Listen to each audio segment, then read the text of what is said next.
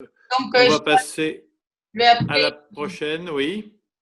donc Thomas Dabreteau qui va nous parler de l'apport d'un casque de réalité virtuelle pour l'apprentissage chirurgical, création et évaluation d'un outil 3D immersif.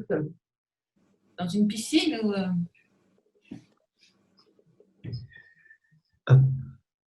Est-ce que vous voyez tous mon écran? Oui. Bonjour à tous et à toutes. Je tenais à vous remercier de me permettre de vous présenter mes travaux. Juste si vous ne voyez pas d'inconvénient, si je coupe la caméra, j'ai l'impression que ça va laguer un petit peu. La bande passante est très bonne. Avance. Ça vous va? Oui, oui, c'est parfait, merci. Donc, je me présente à Dabreteau, je suis interne de gynéco-obstétrique à Paris et je vous présente aujourd'hui le projet REVA. Donc, c'est un projet qui a pour objectif la création et l'évaluation d'un outil immersif 3D dans l'apprentissage chirurgical. Donc, je vous présente rapidement l'équipe du projet. Je tenais à remercier l'équipe du service de chirurgie gynécologique de la Pitié-Salpêtrière et notamment le docteur Geoffroy Canlorbe, ainsi que Marie-Aude Vitrani au laboratoire de l'ISIR où j'ai effectué ces travaux de Master 2. Donc, ce projet est parti d'un constat plutôt simple qui est que pour un certain nombre d'interventions, l'exposition des internes au bloc opératoire peut être diminuée. Et ça, c'est valable dans toutes les spécialités chirurgicales. On peut identifier plusieurs facteurs qui sont liés à ça, notamment l'augmentation du nombre d'étudiants. Je prends l'exemple juste de ma spécialité, où entre l'ECN 2011 et l'ECN 2023, on va avoir une augmentation de 25% des effectifs, qui est capitale en pratique clinique, mais qui est à anticiper pour l'apprentissage chirurgical.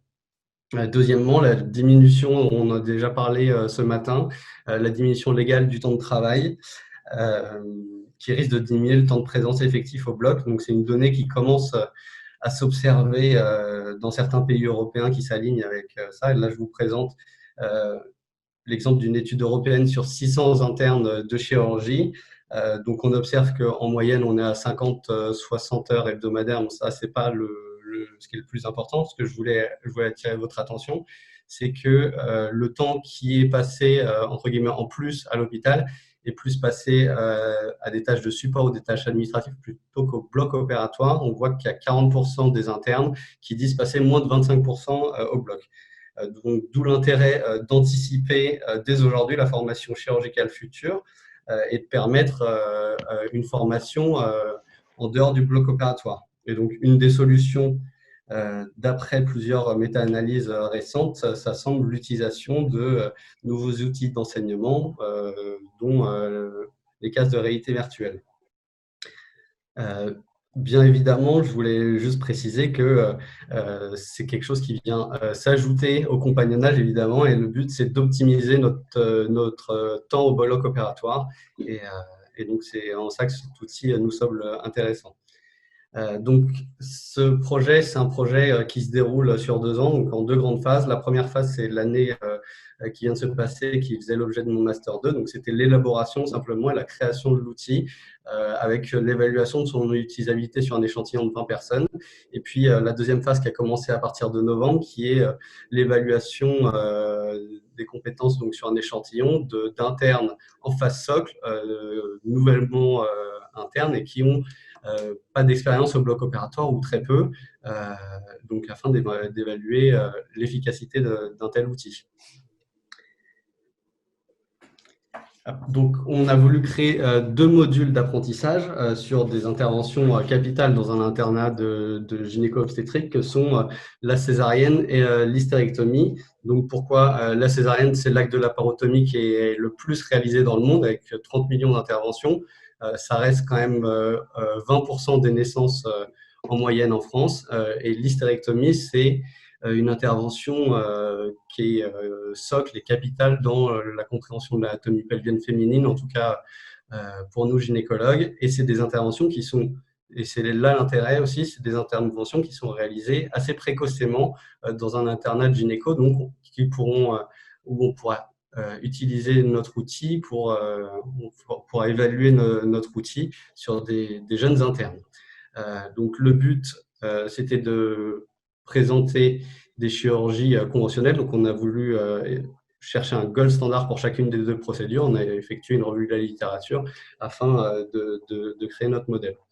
Donc, les technologies qu'on a utilisées, le but, c'était de faire des prises de vue réelles au bloc opératoire et pas de la modélisation 3D. Donc, le casque de réalité virtuelle et donc les 2 principales caméras à 360 degrés qui permettent de voir l'intégralité du bloc opératoire avec les différents intervenants, et une caméra 3D qui filme à 180 degrés et qui est positionnée du champ opératoire. Comment ça se passe l'enregistrement au bloc? Donc en fait, parmi tout ce qu'on a essayé, on a retenu un protocole assez simple et reproductible.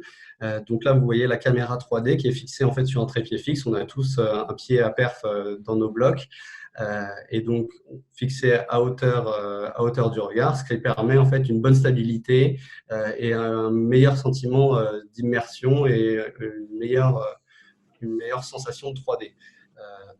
Il en va de même pour la caméra 360 et donc vous voyez, on peut se mettre dans un coin du bloc pour gérer l'enregistrement des caméras.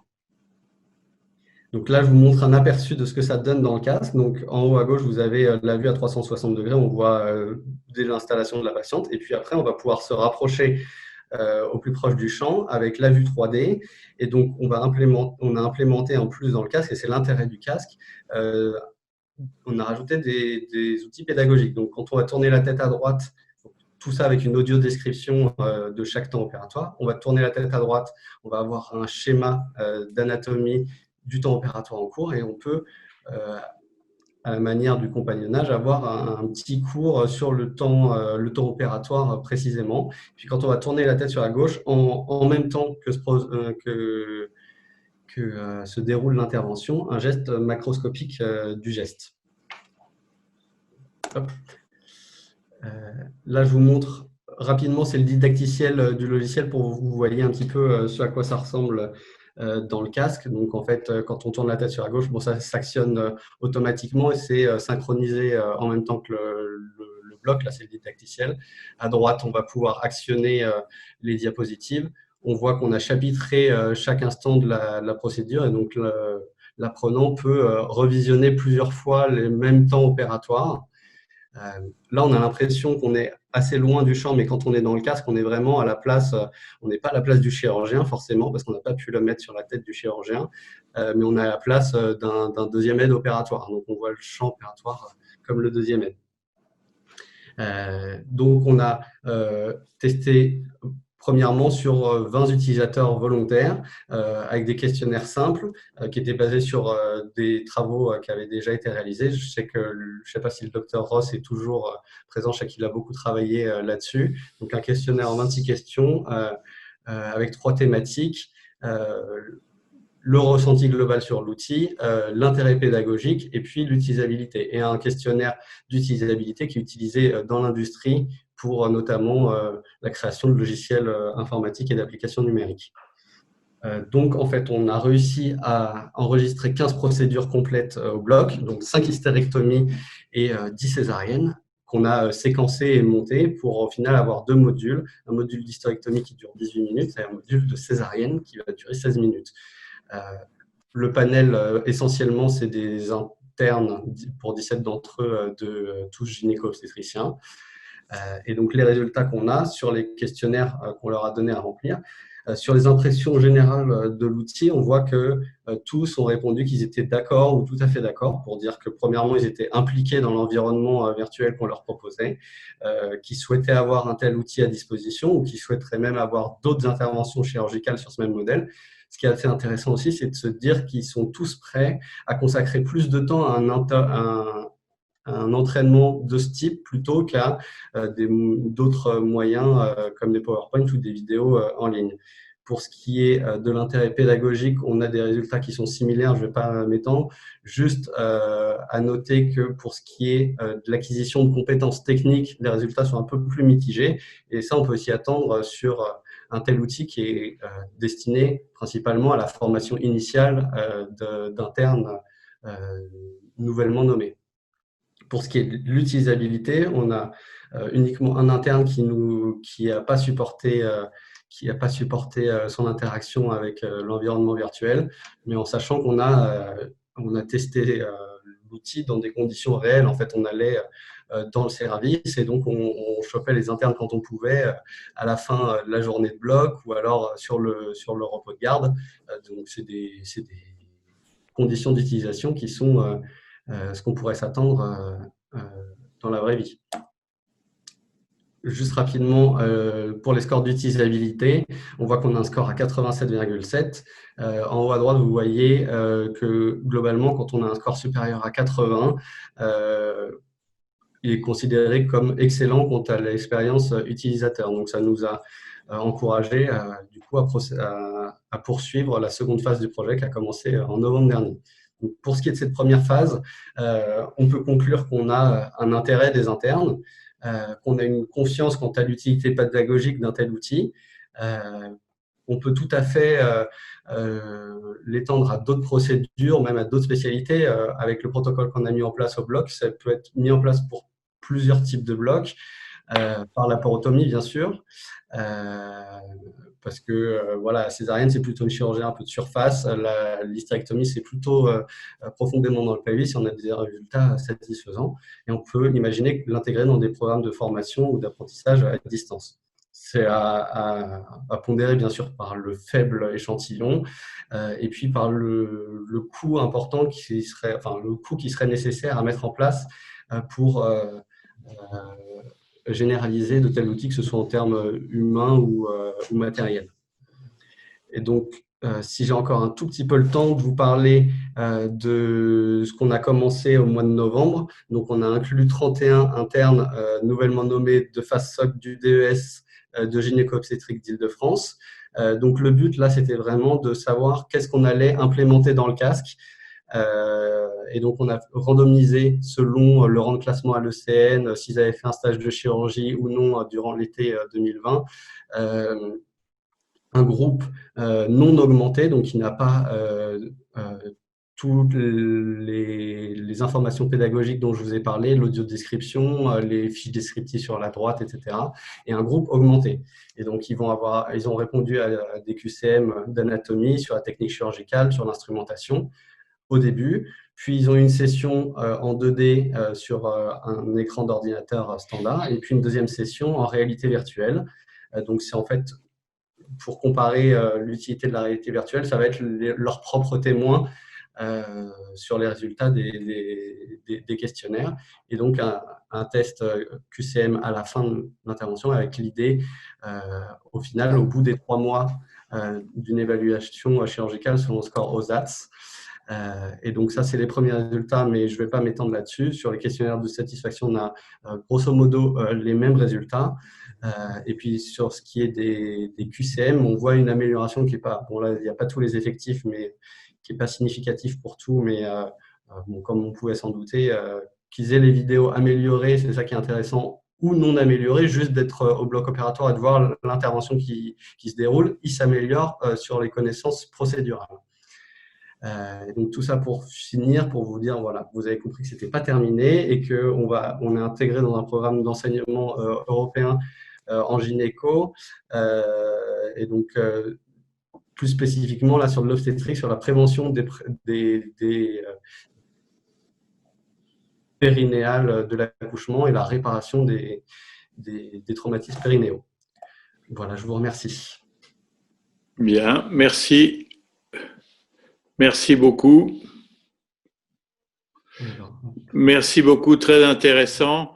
C'est clair que tous ces outils sont très utiles.